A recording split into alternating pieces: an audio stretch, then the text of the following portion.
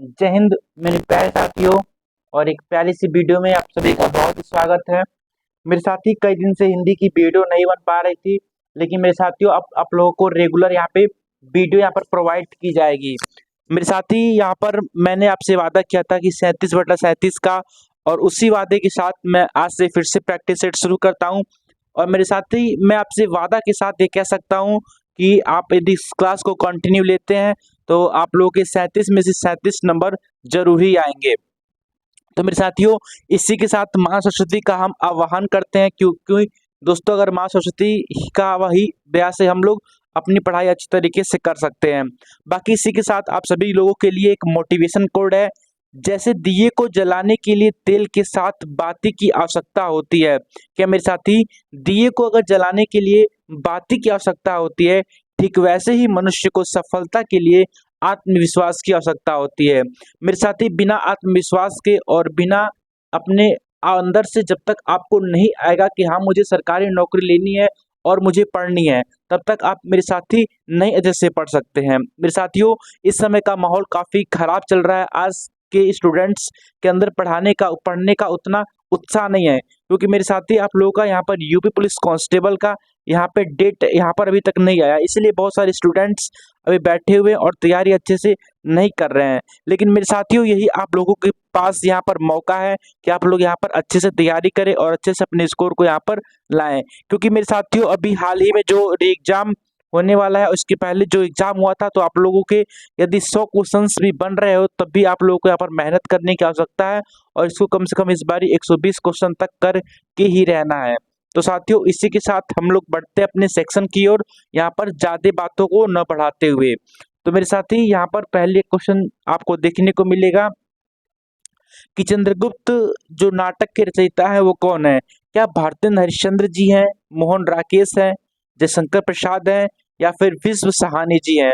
तो मेरे साथियों, जो चंद्रगुप्त यहाँ पर नाटक है काफी फेमस नाटक है, और ये हमारे जयशंकर प्रसाद जी का नाटक है, जो कि काफी इम्पोर्टेंट यहाँ पर क्वेश्चन हो जाता है। बाकी मेरे साथियों, जयशंकर प्रसाद के और कई सारे नाटक हैं, जैसे कि अजाशत्रु हो गया, करुणालय हो गया, कामना हो गया, एक गुट हो गया, चंद्रगुप्त धृष्वामिनी, ये सारे नाटक जो यहाँ पर जयशंकर प्रसाद के मेरे साथियों हो जाते हैं। और यहाँ पर भारतेंद्र हरिश्चंद्र का एक बहुत ही प्रमुख नाटक है, जिसका नाम यहाँ पर रत्नावली है। और मेरे साथियों, रत्नावली हो गया, अंधेर नगरी हो गया, भारत दुर्दशा हो गया, ये बार बार क्वेश्चन यहाँ पर देखने को मिलते हैं। बाकी मोहन राकेश की हम बात करते हैं, तो मोहन राकेश के भी कई सारे यहाँ पर फेमस नाटक है, जिसमें आषाढ़ का दिन हो गया, लहरों के राजहंस हो गया। मेरे साथियों, ये जो लहरों के राजहंस से ये क्वेश्चन बार बार पूछा गया है, तो आप लोग इसको नोट डाउन कर रहे होंगे। बाकी मैं विश्व सहानी की यहाँ पर बात करता हूँ, तो कबीरा खड़ा बाजार में, बाकी हानुश और माधवी आदि है। मेरे साथियों, मैं यहाँ पर लिख नहीं रहा हूँ, क्योंकि लिखने में काफ़ी टाइम लग रहा होगा, इसलिए मैं आप सभी लोगों को इम्पोर्टेंट रचनाएं बता दे रहा हूँ। आप लोग यहाँ पर अपनी नोटबुक में नोट डाउन कर लीजिएगा, क्योंकि साथियों क्वेश्चन यहीं से ही देखने को मिलेगा आप लोगों को। नेक्स्ट क्वेश्चन है, वर्ण का अर्थ नहीं होता है। वर्ण का अर्थ मेरे साथियों क्या नहीं होता है? तो वर्ण का अर्थ सुंदर नहीं होता है, क्योंकि मेरे साथी वर्ण एक अनेकार्थी शब्द है, जिसका अर्थ यहाँ पर रंग भी होता है, और आप लोगों का अक्षर भी होता है, जाति भी होता है, ये तीनों के तीनों होते हैं, लेकिन यहाँ पर सुंदर नहीं होता है। तो आपका right answer option number D हो जाता है। मेरे साथियों, इसी के साथ हम लोग बढ़ते हैं अपने नेक्स्ट क्वेश्चन की तरफ, और हमारा अगला क्वेश्चन है, जिसे करना बहुत कठिन हो के लिए एक शब्दों का। मेरे साथी, आप लोग अभी एग्जाम जो यहाँ पर होने वाला है, और आप 17-18 के पेपर को उठा लीजिए, वहां से एक प्रश्न यहाँ से देखने को मिला है। तो जिसे करना बहुत कठिन हो उसके लिए एक शब्द क्या है? क्या उसे हम दुष्कर कहते हैं, या फिर पुष्कर कहते हैं, फिर दुर्जय कहते हैं, फिर दुराग्रह कहते हैं? मेरे साथियों, आप लोग जल्दी बताइए। तो जिसे करना बहुत कठिन हो उसे हम दुष्कर कहते हैं। हम कहते हैं कि कितनी कठिनाई से हुआ, इसीलिए हम उसको दुष्कर यहाँ पर कह रहे होते हैं। तो ऑप्शन नंबर ए राइट होता है। बाकी मेरे साथियों, पुष्कर तो ऐसा कोई वर्ड ही नहीं होता। बाकी दुर्जय किसे कहते हैं? मेरे साथियों, दुर्जय किसे कहते हैं? जिस पर विजय पाना कठिन हो उसे हम दुर्जय कहते हैं, और दुराग्रह किसे कहते हैं? अनुचित पद के लिए किया गया आग्रह ही दुराग्रह होता है। मतलब कि जो अनुचित बात के लिए हम लोग कहते हैं कि आग्रह करते हैं, उसी को जो है हम दुराग्रह कर रहे होते हैं। बाकी मेरे साथियों, नेक्स्ट क्वेश्चन है, अली और अली का सही अर्थ देने वाला शब्द युग्म कौन सा है? तो आप लोग इसको जल्दी बता रहे होंगे मेरे साथियों, इसका आंसर क्या होने वाला है। तो इसका ऑप्शन नंबर यहाँ पर जो बी है, भौरा और सखी, यही यहाँ पर होने वाला, क्योंकि साथियों एक अली का मतलब तो यहाँ पर भौरा होता है, बाकी एक अली का मतलब यहाँ पर सखी होता है। तो इसलिए हम ऑप्शन नंबर बी को यहाँ पर राइट कर रहे होंगे। आशा करता हूँ आप लोगों ने भी इसको बहुत ही अच्छे तरीके से किया है। और हम लोग बढ़ते हैं अपने नेक्स्ट क्वेश्चन की तरफ, और हमारा अगला क्वेश्चन है, अपमान में उपसर्ग है। दोस्तों हमारे टाइपिस्ट महोदय से थोड़ा गलती हो गई, उन्होंने उपग्रह लिख दिया, तो इसको आप लोग उपसर्ग समझ रहे होंगे, ये यहाँ पर थोड़ा गलती हो गई है। और साथियों यहाँ पर इसका सही आंसर क्या होने वाला है? आप लोग जानते हैं उपसर्ग किसी भी वर्ड के, यहाँ पर किसी भी वाक्य के शुरू में जो लगता है उसे ही हम यहाँ पर उपसर्ग कह रहे होते हैं। तो क्या अपमान में अ उपसर्ग है, मन उपसर्ग है, मान है कि अप है? तो मेरे साथियों इसका सही आंसर हो जाएगा अप, क्योंकि यदि हम लोग इसका संधि विच्छेद करते हैं तो यहाँ पर अपधन मान हो जाता है, इसलिए यहाँ पर अप जो है सही यहाँ पर उपसर्ग हो जाएगा। और अप से ही संबंधित अन्य आप लोग उपसर्ग बताइए। तो यहाँ पर अपयश, यदि आप लोग यहाँ पर अपयश की बात करते हैं, तो अपयश की बात करते हैं मेरे साथियों, तो अपयश में भी यहाँ पर अप उपसर्ग हो जाता है। तो डेट मीन्स आप लोग समझ सकते हैं कि इस प्रकार से चीजें सही हो जाती हैं। नेक्स्ट क्वेश्चन है, घबराहट में प्रत्यय कौन सा है? हम जानते हैं प्रत्यय यहाँ से पीछे से लगता है तो घबराहट, यदि हम इसका संधि विच्छेद करते हैं तो यहाँ पर हम समझ सकते हैं घबराहट में आहट प्रत्यय आता है, तो इसलिए ऑप्शन नंबर सी यहाँ पर सही हो जाता है। और मेरे साथ ही घबराहट की तरह आप लोग एक दो एग्जाम्पल दीजिए। तो जैसा कि अन्य शब्द मान सकते हैं, चिकनाहट होता है, चिल्लाहट होता है, कड़वाहट होता है, इन सब में भी आपका आहट ही प्रत्यय हो जाता है।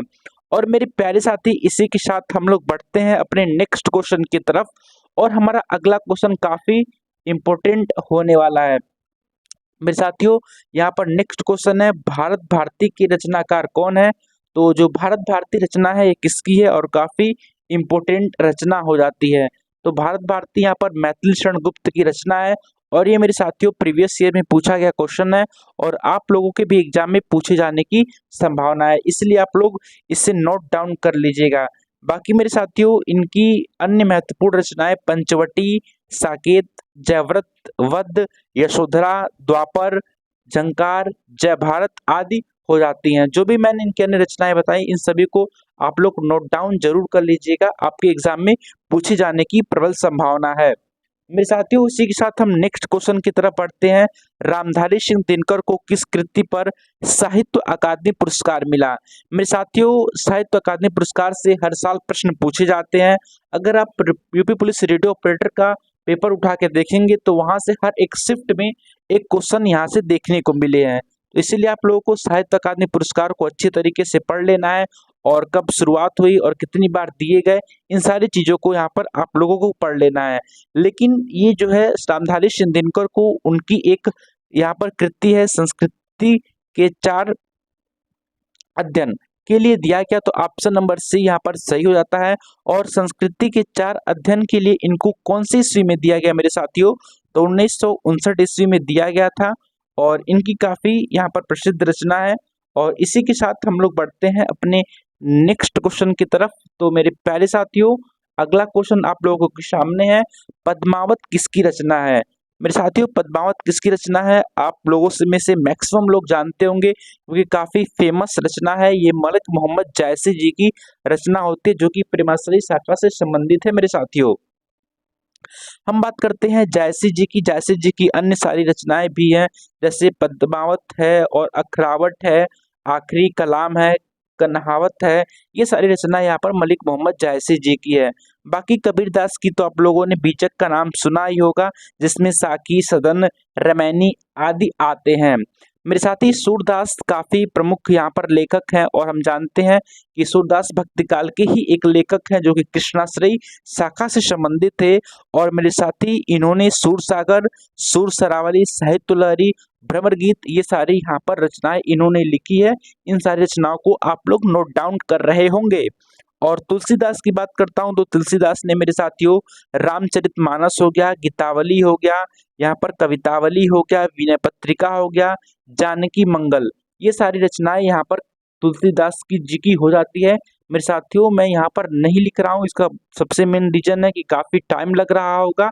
बाकी साथियों जो मैं बता रहा हूँ उसको आप लोग जल्दी से नोट डाउन कर रहे होंगे। और इसी के साथ मेरे साथियों अगला क्वेश्चन यहाँ पर आप लोग देख सकते हैं जो कि काफी इंपॉर्टेंट क्वेश्चन है। निम्नलिखित में से दंतव्य ध्वनियां कौन कौन सी है। हम जानते हैं कि ध्वनि हमारे अलग अलग स्थान से, जैसे कि हम बात करेंगे कंठ की, तालु की, दंत की, ओष्ठ की, मूर्धा की, नासिक की, तो अलग अलग जगह से अलग अलग प्रकार की यहाँ पर ध्वनियां निकलती हैं। तो उसी की रूपरेखा में यहाँ पर दंतव्य ध्वनियां कौन सी है, जो कि 4 ऑप्शन है, ख है, च है, ल है और फ है। तो मेरे साथियों आप लोग स्वतः उच्चारण करके देखेंगे तो आप लोग देखेंगे कि ल जो है यहाँ पर दंतव्य ध्वनि है। बाकी मेरे साथियों यदि मैं पूछता हूँ आप लोगों से कि जो कंठ है, कंठ से कौन कौन सी ध्वनियों की आवाज निकलती है, तो मेरे साथियों अगर आप अ बोले, आ बोले, अंगह बोले और जो हमारा क वर्ग होता है, क वर्ग में आप लोग जानते हैं क ख ग घ अ वाला, तो वो वाला वर्ग हो गया और ह हो गया, ये सारे कंठ से बोले जाते हैं।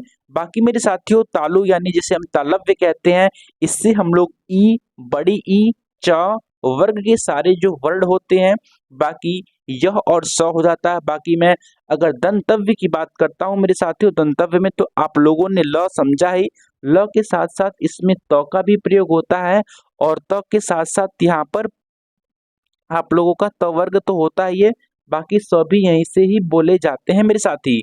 और यहाँ पर यदि मैं मूर्धा की बात करता हूँ तो मूर्धा में रि से ऋषि हो गया, फिर ट वर्ग हो गया, फिर स। ट वर्ग तो आप लोग जानते हैं ट ठ ट ठ अड़ वाला। बाकी नासिक से हम यानी कि र, अड़, इ, ड़, न, म आदि बोलते हैं। और मेरे साथी इसी के साथ हम लोग बढ़ते हैं अपने अगले महत्वपूर्ण क्वेश्चन की तरफ, जो कि आप सभी लोगों को जल्दी से बताना है। मेरे साथियों हमारा अगला one of the most important question है, निम्न में से कौन सा वर्ण अघोष है। आप मेरे साथियों आप लोगों ने सघोष और अघोष तो पढ़ा ही होगा, उसी से संबंधित ये काफी महत्वपूर्ण प्रश्न है। तो इसका सही आंसर मेरे साथियों यहाँ पर च होने वाला है, क्योंकि च जो वर्ण है वह एक प्रकार से अघोष ही हो जाता है। क्योंकि अघोष जो कि यहाँ पर आप लोग समझ सकते हैं कि च वर्ण अघोष होता है, जिसके ध्वनियों में उच्चारण में तंत्रिकाओं में कंपन उत्पन्न नहीं होता, उन्हें दोस्तों हम अघोष कहते हैं। जैसे हर वर्ग का पहला और दूसरा जो व्यंजन होता है वह अघोष ही होता है। तो हम कह सकते हैं कि आप लोग समझ सकते हैं इसको। और सघोष वर्ण किसे कहते हैं, तो हर वर्ग का तीसरा और चौथा और पांचवा जो भी यहाँ पर होता है उसे हम सघोष कहते हैं। मेरे साथी इसी के साथ हम बढ़ते हैं अपने अगले क्वेश्चन की तरफ। मेरे प्यारे साथियों निम्न में से कौन सा शब्द स्त्रीलिंग है। यदि आप लोग स्त्रीलिंग और यहाँ पर स्त्रीलिंग और यदि आप लोग पुल्लिंग की बात करते हैं तो बहुत सारे स्टूडेंट्स इसमें ही कंफ्यूजन होते हैं कि सर हम स्त्रीलिंग और पुल्लिंग को कैसे आखिरकार पहचाने। तो मेरे साथियों आप सभी के लिए मैं एक बहुत ही शानदार सा ट्रिक लेकर आया हूँ स्त्रीलिंग और पुल्लिंग पहचानने के लिए। मेरे साथियों कभी भी आप लोग स्त्रीलिंग और पुल्लिंग पहचाने तो सबसे पहले आप लोगों को एक वाक्य प्रयोग करना है, जिसके माध्यम से आप लोग पहचान सकते हैं। बाकी आप लोग यहाँ पर विशेषण का भी प्रयोग कर सकते हैं, जैसा आप लोग स्त्रीलिंग में अच्छी लगा सकते हैं वही पुल्लिंग में आप लोग अच्छा लगा सकते हैं। तो मेरे साथी अच्छा अच्छी लगाकर यहाँ पर आप लोग कर सकते हैं। और यहाँ पर मैं आपके सामने ही करके दिखाता हूँ। तो यहाँ पर क्वेश्चन में मेरे साथी पूछा है कौन सा स्त्रीलिंग है। तो मेरे साथी ऑप्शन नंबर बी आप देखते हैं, सुंदरता यहाँ पर अच्छी है। सुंदरता अच्छा तो नहीं होता ना मेरे साथियों, तो इसलिए हम कह सकते हैं सुंदरता शब्द एक स्त्री लिंग हो जाता है। जबकि मेरे साथी यहाँ पर सौभाग्य हो या फिर आप लोगों के सामने यहाँ पर चंद्र हो या फिर यहाँ पर काव्य हो, ये तीनों की तीनों पुल्लिंग हो जाते हैं। काव्य लिखा, सौभाग्य हुआ, चंद्र अच्छा है। इस प्रकार से हम समझ सकते हैं वाक्य प्रयोग करके। मेरे प्यारे साथी, इसी के साथ हम लोग पढ़ते हैं अपने प्यारे से नेक्स्ट क्वेश्चन की तरफ। और हमारा अगला क्वेश्चन क्या कहता है दोस्तों? अगला क्वेश्चन है, निम्न में से कौन सा शब्द पुल्लिंग है? ये जो क्वेश्चन है प्रीवियस ईयर में पूछा गया है और मैं आशा कर सकता हूं कि आप लोग सही बताएंगे। तो आशा की जाती है, ये स्त्रीलिंग होता है। आज्ञा मिली, गरिमा अच्छी है, बाकी सागर बहुत बड़ा है। तो यहाँ पर सागर एक प्रकार से पुल्लिंग हो जाता है मेरे साथियों। और अगला क्वेश्चन है, किस शब्द का प्रयोग सदा बहुवचन में होता है? कुछ ऐसे शब्द होते हैं जिसका प्रयोग हम सदा बहुवचन में करते हैं, और कुछ ऐसे भी शब्द होते हैं जिसका हम सदा प्रयोग एक वचन में करते हैं। तो इन शब्द, कौन कौन से शब्द बहुवचन में प्रयोग होते हैं, कौन कौन से शब्द एक वचन में होते हैं, उसको मैं बताऊंगा। आप लोगों को नोट डाउन कर लेना है, क्योंकि दोस्तों इसको याद ही करना पड़ता है। बाकी इसका मैं बात करता हूं, क्वेश्चन नंबर 14 का सही आंसर कौन सा होने वाला है? तो ऑप्शन नंबर बी जो है, दर्शन को हम सदा बहुवचन में ही यहाँ पर प्रयोग करते हैं। अन्य में बात करता हूं तो हस्ताक्षर हो गया, आंसू हो गया, दर्शन, प्राण, लोग आदि, ये सारे के सारे बहुवचन के रूप में ही प्रयोग होते हैं। लेकिन मेरे साथी, कुछ शब्दों का प्रयोग सदा एक वचन के रूप में होता है। आप लोग नोट डाउन कर रहे होंगे, बारिश, पानी, दूध, दही, आकाश, जनता आदि एक वचन के रूप में ही प्रयोग होते हैं। कुछ शब्द ऐसे भी होते हैं जिनका दोनों वचनों में प्रयोग होता है, जैसे पिता, योद्धा, चाचा, फल, बाजार, फूल, दादा, राजा, मुनि आदि। मेरे साथियों, इन सारे क्वेश्चंस को आप लोग नोट डाउन कर रहे होंगे, और इसी के साथ हम लोग बढ़ते हैं अपने नेक्स्ट क्वेश्चन की तरफ। और नेक्स्ट क्वेश्चन कहता है, निम्नलिखित में से सर्वनाम है। ये क्वेश्चन आप लोगों को काफी इजी लग रहा होगा, लेकिन मेरे साथियों, आप लोग इस बारी का ही पेपर उठा के देख लीजिए। 17 तारीख के फर्स्ट शिफ्ट का आप लोग पेपर उठा के देख लीजिए। वहां पे क्वेश्चन पूछा गया है, क्या कौन सा सर्वनाम है? तो ये मेरे साथी, आप लोग जानते हैं प्रश्नवाचक सर्वनाम है, लेकिन बहुत सारे बच्चे एक्साइटेड होकर यहाँ पर अनिश्चितवाचक सर्वनाम मार के आए हैं। तो इसलिए मैं कहता हूँ, आसान क्वेश्चन देख को आप लोगों को बहुत अधिक उत्साहित नहीं होना है, चीजों को अच्छी तरीके से हैंडल करना है। तो मेरे साथी, इसका तो आप लोग आंसर आसानी से बता सकते हैं क्या होने वाला है। तो ऑप्शन नंबर ए यहाँ पर सही होने वाला है, बाकी शब्द तो यहाँ पर संज्ञा के ही प्रकार है। इसी के साथ नेक्स्ट क्वेश्चन, निम्नलिखित में से विशेषण कौन सा है? तो मेरे साथियों, क्वेश्चन नंबर जो 16 है, उसको करने से पहले आप लोगों को पता होना चाहिए विशेषण होता क्या है। तो मेरे साथी, जो भी यहाँ पर वर्ड संज्ञा या सर्वनाम की विशेषता बताते हैं, उसे ही हम विशेषण कहते हैं। और मेरे साथी, हम लोग विशेषण को पहचानने से पहले जो वर्ड होए, उसके पीछे हम संज्ञा या सर्वनाम रखते हैं। तो मेरे साथी, हम लगते हैं यदि नया वस्तु, तो नया के हम पीछे वस्तु का प्रयोग कर सकते हैं। वस्तु एक प्रकार की संज्ञा है, तो इसलिए ऑप्शन नंबर सी यहाँ पर सही हो जाता है। मेरे साथियों, नया हो गया, पुराना, सुंदर, लंबी, लाडली, ये सारे के सारे यहाँ पर विशेषण हो जाते हैं। और इसी के साथ हम बढ़ते हैं अपने नेक्स्ट क्वेश्चन की तरफ। और अगला क्वेश्चन मेरे प्यारे साथियों है, सीता सो रही थी, वाक्य का काल कौन सा है? सीता सो रही थी। मेरे साथियों, आप लोग यहाँ पर जानते हैं कि हिंदी में प्रमुखतः 3 काल होते हैं, वर्तमान काल, भूतकाल और भविष्य काल। वर्तमान काल के टोटल यहाँ पर 5 प्रकार होते हैं, भूतकाल के 6 प्रकार होते हैं, बाकी भविष्य काल के 3 प्रकार होते हैं। तो सीता सो रही है, इसका सही आंसर क्या होने वाला है मेरे साथियों? तो सीता सो रही है, इसमें अपूर्ण भूत हो रहा होगा, क्योंकि सीता सो रही है। कंफर्म तो नहीं है कि सीता सो ही रही है, और सीता सो रही है ऐसा तो है नहीं कि सीता सो चुकी है, अभी सो रही है, पता नहीं अभी पूरा सोई है कि नहीं सोई है। इसलिए हम जो है ऑप्शन नंबर सी को यहाँ पर सही कर रहे होंगे। और बढ़ते हैं अगले क्वेश्चन की तरफ, क्योंकि दोस्तों यदि मैं एकदम डिटेल में बताने लगूंगा तो काफी टाइम लग रहा होगा और वीडियो काफी लंबी हो जाएगी। तो हम लोग बढ़ते हैं क्वेश्चन नंबर 18 की तरफ। निम्नलिखित में से तद्भव है। आप लोग जानते हैं तत्सम और तद्भव क्या होता है? तद्भव का मतलब होता है तत्धन भव, यानी उससे उत्पन्न। जो भी वर्ण सीधे हिंदी में प्रयोग होते हैं उसे हम तत्भव कहते हैं, और जो भी वर्ण यानी तत्सम उसके समान, जो भी संस्कृत के समान होते हैं उसे हम तत्सम कहते हैं। तो यहाँ पर तद्भव पूछा है, यानी जो हिंदी में प्रयोग हो जाता है। तो यहाँ पर क्या आंसर होने वाला है? क्या यहाँ पर गांव है, अमृत है, एकत्र है, उच्च है? मेरे साथियों, यहाँ पर टाइमिस्ट महोदय की गलती है, क्योंकि ऐसे देखा जाए तो सारे के सारे वही हो जाएंगे, लेकिन यहाँ पर चंद्रमा बिंदु है मेरे साथियों, गांव में रहता है, इसलिए ऑप्शन नंबर ए सही हो जाएगा। क्योंकि मेरे साथियों, अमृत एक प्रकार से यहाँ पर तत्सम है, और अमृत का यदि मैं तत्भव की बात करता हूं तो यहाँ पर अमीय क्या होता है मेरे से, अमी हो जाता है मेरे साथियों, अमी हो जाता है। बाकी मैं एकत्र की बात करता हूं तो एकत्र का तत्भव क्या होता है, इकट्ठा हो जाता है। क्या होता है मेरे साथियों, इकट्ठा यहाँ पर हो जाता है। और इसी प्रकार उच्च की बात करूं तो ऊंचा हो जाता है। उच्च की यदि मैं तत्भव की बात करूं तो क्या हो जाता है मेरे साथियों, यहाँ पर ऊंचा हो जाता है। क्या मेरे साथियों, ऊंचा हो जाता है।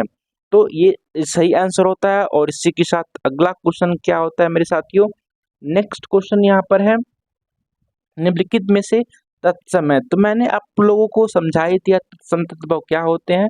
तो क्या गधा होगा, गाय होगा, घड़ा होगा, या फिर ग्राहक होगा?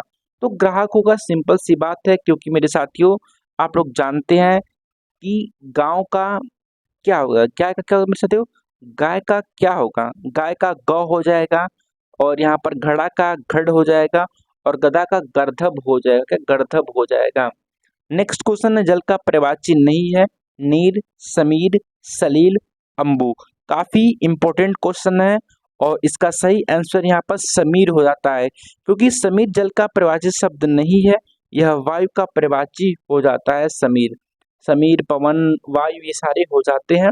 और अगला क्वेश्चन मेरे साथियों आप लोगों के सामने है, जटिल का विलोम क्या होता है? जटिल का विलोम यहाँ पर सरल हो जाता है। तो ये आप लोगों ने बहुत ही आसानी से इसको बता ही दिया होगा कि जटिल का सरल होता है, बाकी रूढ़ का यौगिक होता है, सरल का कठिन होता है, और आप लोगों का यहाँ पर मुश्किल का आसान हो जाता है। नेक्स्ट क्वेश्चन है मेरे साथ ही, परमार्थ का संधि विच्छेद क्या है? तो परम धन अर्थ, परम धन अर्थ यानी परमार्थ, यहाँ पर इसका संधि विच्छेद सही हो जाता है मेरे साथियों। और इसी के साथ हमारा नेक्स्ट क्वेश्चन, अगला क्वेश्चन हमारे पास यहाँ पर क्या है? तो अगला क्वेश्चन मेरे साथियों है, मैंने यह काम कर लेना चाहिए। क्या मैंने यह काम कर लेना चाहिए वाक्य में शुद्ध यानी अशुद्ध शब्द अंश कौन सा है? मेरे साथियों, एसएससी जीडी का एग्जाम आप लोगों ने दिया ही होगा, तो वहां से समझ सकते हैं कि कितना इजी क्वेश्चन है। लिखा है मैंने यह काम कर लेना चाहिए, कर लेना चाहिए, मैंने यह काम, क्या ही मतलब है इसका? मतलब मैंने यहाँ पर गलत लिखा है, मुझे होना चाहिए ना यहाँ पर, मुझे यह काम कर लेना चाहिए, न कि मैंने यह काम कर लेना चाहिए। तो आशा करता हूँ आप लोगों ने अच्छे से समझ लिया होगा।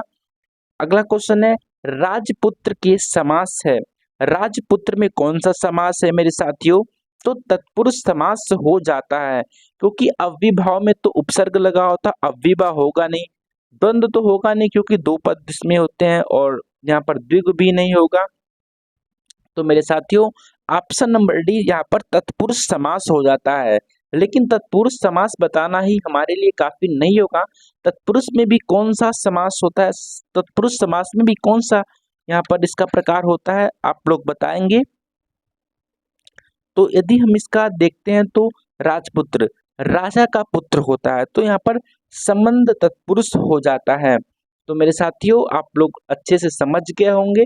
और अगला क्वेश्चन है, आम खाया जाता है में कौन सा वाच्य है?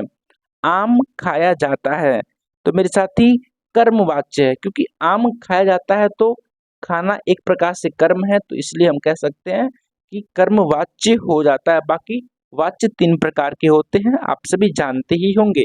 निम्न में से अवयव है, अवयव क्या होते हैं मेरे से? अविकारी होते हैं, इसमें कोई चेंज नहीं हो सकता है। यहाँ पर अगर आप लोग क्रिया कुछ भी का प्रयोग करते हैं तो उसमें चेंज नहीं हो सकता, उपसर्ग, लिंग, वचन, काल क्रिया के माध्यम से। तो वर्तमान में क्या परिवर्तन हम कर सकते हैं? हाँ, तो कर सकते हैं। क्या नया हम कर सकते हैं? तथा सुंदर, तो तथा यहाँ पर सही होने वाला है, क्योंकि नया का नहीं हो सकता, सुंदर का सुंदरता हो सकता, वर्तमान का वर्तमान नहीं हो सकता है, इसलिए हम कह सकते हैं कि ऑप्शन नंबर यहाँ पर सी सही होने वाला है। अगला क्वेश्चन मेरे प्यारे साथियों आप लोगों की स्क्रीन के सामने है। हिंदी में अल्प विराम का चिन्ह कौन सा है? तो आशा करता हूँ आप सभी लोग जानते होंगे कि अल्प विराम जो ऑप्शन नंबर सी है ना मेरे साथियों, ये अल्प विराम है। बाकी इसको आप लोग जानते हैं तो प्रश्नवाचक चिन्ह है। बाकी मेरे साथियों आप लोग इसको भी जानते हैं, यहाँ पर पूर्ण विराम है। और ये क्या है मेरे साथी, इसको आप लोग जल्दी बताइए यहाँ पर क्या होने वाला है। तो ये मेरे साथी जो विस्मयबोधक का चिन्ह होता है वही यहाँ पर ये होने वाला है।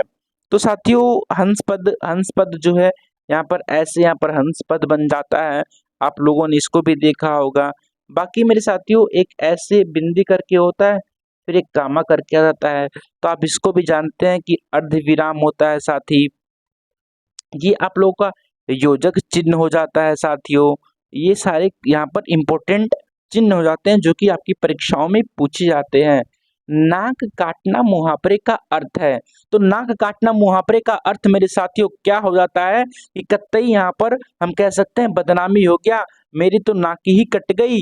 क्या कहते हैं ना, मेरी तो नाक ही कट गई, बदनामी ही हो गई। अब कैसे क्या होगा, आगे हम बढ़ते हैं नेक्स्ट क्वेश्चन की तरफ। यहाँ पर काला अक्षर भैंस बराबर, ये मेरे साथी लोलकती है। और काला अक्षर भैंस बराबर का मतलब क्या हो जाता है?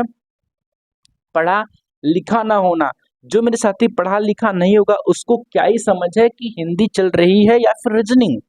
इसी के साथ हम लोग बढ़ते हैं नेक्स्ट क्वेश्चन की तरफ। अद्भुत रस का अस्थाई भाव क्या हो जाता है? तो मेरे प्यारे साथी आप लोग जानते ही होते हैं, विस्मय का मतलब ही अद्भुत होता है। विस्मय की स्थिति हो गई मतलब अद्भुत की ही बात हो गई। अगला क्वेश्चन है मेरे प्यारे साथी, सोरठा के प्रथम चरण में कितनी मात्राएं होती हैं? सोरठा मतलब विवाह था, तो दोहा का दो का धोखा 13-11 हो जाता है। और यहाँ पर सोठा में शोर मस्ती है, क्यों? 11 लाख की जगह पे हमने 13 लाख रुपए दे दिया। पूछा क्या है प्रथम चरण में, तो ऑप्शन नंबर बी यहाँ पर सही हो जाएगा। तो मेरे साथियों किसी भी चीज को आप लोगों को लॉजिक के साथ पढ़ना है, और इस क्लास में आप लोगों को लॉजिक ही पढ़ाए जाने का काम किया जाएगा। निम्नलिखित में से कौन सा शब्द अलंकार नहीं है? आप लोग जानते हैं अलंकार में शब्द अलंकार और अर्थ अलंकार होता है। जहां किसी वाक्य में शब्दों के कारण यहाँ पर चेंजेस देखने को मिलती है, वहां शब्द अलंकार होता है। शब्द अलंकार के प्रमुख भेद मेरे सिर अनुप्रास यमक श्लेष वक्रोक्ति होता है। तो यहाँ पर अनुप्रास दिया हुआ है तो ये सही हो जाएगा मेरे साथियों। तो यहाँ पर बट पूछा है नहीं, तो आप लोग समझ सकते हैं कि नहीं पूछा है तो कौन सा होने वाला है? तो यहाँ पर ऑप्शन नंबर डी होने वाला है। मैंने तो ए लगाया कि दोस्तों आप लोग भी एग्जाम में ऐसे ही कंफ्यूज होते हैं, लेकिन आपको कंफ्यूज नहीं होना है क्योंकि ये तीनों की तीनों यहाँ पर शब्द होते हैं, जबकि ये अर्थ अलंकार होता है। अलंथ अलंकार में आप जानते हैं उपमा रूपक उपरिक्षा व्यतिरिक्त शक्ति दृष्टांग उल्लेखन भ्रांतिमान आदि हो जाते हैं। और प्यारे साथी नेक्स्ट क्वेश्चन यहाँ पर आप लोगों के सामने है कि वाच्य में कितने प्रकार होते हैं? तो 3 प्रकार के वाच्य होते हैं, आप लोग जानते ही हैं। वाक्य को समाप्त करने के लिए जिसका प्रयोग किया जाता है उसे क्या कहते हैं? मैंने ऊपर डिस्कस किया कि पूर्ण विराम कहते हैं किसी भी वाक्य को पूरा होने पर। मेरे साथी अगला क्वेश्चन है, कबीर खड़ा बाजार में नाटक के रचनाकार कौन है? मेरे प्यारे साथी कबीर खड़ा बाजार में इस नाटक के रचनाकार कौन है? आप लोग इसका आंसर जल्दी से यहाँ पर बताइए मेरे साथियों। तो इसको मैंने ऊपर डिस्कस किया था मेरे साथी, तो इस जो भी इंटेलिजेंट बच्चा है इसको बता रहा होगा कि भीष्म साहनी है। अगला क्वेश्चन मेरे साथी आप सभी के लिए है, क्वेश्चन ऑफ द डे है, निम्नलिखित शब्दों में से कौन सा शब्द अनेकार्थी नहीं है? इसको आप लोग कमेंट बॉक्स में बताएंगे, और कमेंट बॉक्स में वही छात्र बताएगा जो कि पढ़ाई के प्रति एक्टिव है और जो कहीं ना कहीं वर्दी लेना चाहता है। मेरे साथी इसी के साथ आप लोगों के सामने यहाँ पर लास्ट क्वेश्चन है। लास्ट क्वेश्चन यहाँ पर है, हिंदी वर्णमाला में व्यंजनों की कितनी संख्या होती है? तो टोटल संख्या यहाँ पर 33 हो जाती है। मेरे साथी ये यहाँ पर हिंदी के टोटल मैंने 37 क्वेश्चन डिस्कस किए हैं। ये क्वेश्चन मेरे साथी आप लोगों के लिए इजी भी लग सकते हैं और कुछ साथियों को हार्ड भी लग सकते हैं मेरे साथी, लेकिन मैं आप सभी को बताना चाहता हूँ ये जितने भी क्वेश्चन थे ये एग्जाम ओरिएंटेड क्वेश्चन थे मेरे साथी। आप लोगों ने इस एग्जाम जो 17 और 18 फरवरी को होता है, इन एग्जाम से आप लोगों को सीखना चाहिए कि यहाँ पर सीखने वाली बात यह है कि आप लोगों को ज़्यादा हार्ड क्वेश्चन या फिर ज़्यादा इजी क्वेश्चन ही करके नहीं जाने हैं, आपको इजी, हार्ड, मॉडरेट तीनों के क्वेश्चन लेवल लेके चलने हैं। लेकिन साथियों मैं अभी इजी टू मॉडरेट क्वेश्चन लेके चल रहा हूँ, बाकी दोस्तों मैं हार्ड क्वेश्चन भी आप लोगों को करा रहा हूँगा। लेकिन जहाँ तक मेरा मानना है कि जैसा कि सारे टीचर्स ने यहाँ पर काफ़ी कठिन कठिन क्वेश्चन कराए थे, लेकिन आप लोगों ने देखा कि इतने हार्ड क्वेश्चन नहीं पूछे गए थे। मेरे दोस्त ये यूपी पुलिस का एग्जाम है, कोई आप लोग यूपीएससी का एग्जाम देने नहीं जा रहे हैं। इसलिए मैं बताना चाहता हूँ कि आप लोगों को इजी टू मॉडरेट यहाँ पर लेके चलना है, यहीं से क्वेश्चन फंसने को मिलेंगे। लेकिन साथियों मैं आप सभी से कहता हूँ कि मेहनत मैं कर रहा हूँ तो मेहनत आपको भी करनी है, क्योंकि दोस्तों सफलता आपको लेनी है और सफलता दिलाने का काम मैं कर रहा हूँ। लेकिन साथियों मेहनत तो आपको भी करनी होगी। मेरे साथियों अगर आप लोग मेरे साथ देते हैं और मेरे साथ चलते हैं तो मेरे साथी कहीं ना कहीं आप लोगों को इस वीडियो से बहुत ही बेनिफिट हो रहा होगा। और इसकी आप लोग यहाँ पर विशेषता उस दिन बता रहे होंगे जिस दिन आप लोग एग्जाम सेंटर से बाहर निकल रहे होंगे। मेरे साथी अभी मैं कोई यहाँ पर अपने आप को ये नहीं कहूँगा कि ये प्रैक्टिस सेट लो बहुत ही काम देगा, बहुत ही ये करेगा वो करेगा, लेकिन मेरे साथियों इतना मैं कह सकता हूँ कि सारे के सारे क्वेश्चन एग्जाम बेस्ड हैं। और जिस दिन आप लोग एग्जाम देकर निकलते हैं उस दिन कहेंगे कि हाँ कि यहाँ पर कोई पढ़ा रहा था हिंदी। क्योंकि साथियों आप लोगों ने चारों ओर से घूम लिए, यूट्यूब पे घूमने के लिए बहुत सारी क्लासेस हैं, लेकिन मैं साथियों आप लोगों को गुमराह नहीं करूंगा इधर उधर ज़्यादा घूमने के लिए। आप लोगों ने यहाँ पर सिलेबस को अगर अच्छे तरीके से पढ़ रखा है तो आप लोग यहाँ पर आके अपनी प्रैक्टिस कर सकते हैं एक शानदार तरीके से। और डेली का टारगेट आप लोगों का इस समय कम से कम 30 प्लस तो होना ही चाहिए मेरे साथियों। लेकिन मैं वादा करता हूं अगर आप लोग यहाँ पर 30 क्वेश्चन सही कर रहे हैं तो 37 क्वेश्चन कराने की जिम्मेदारी मेरे साथियों मैं लेता हूं। बस आप लोगों को हमारी सारी वीडियो देखनी है और अच्छी तरीके से जुड़ना है मेरे साथियों। आप लोगों को डेली यहाँ पर वीडियो मिलता रहेगा। जय हिंद फ्रेंड्स।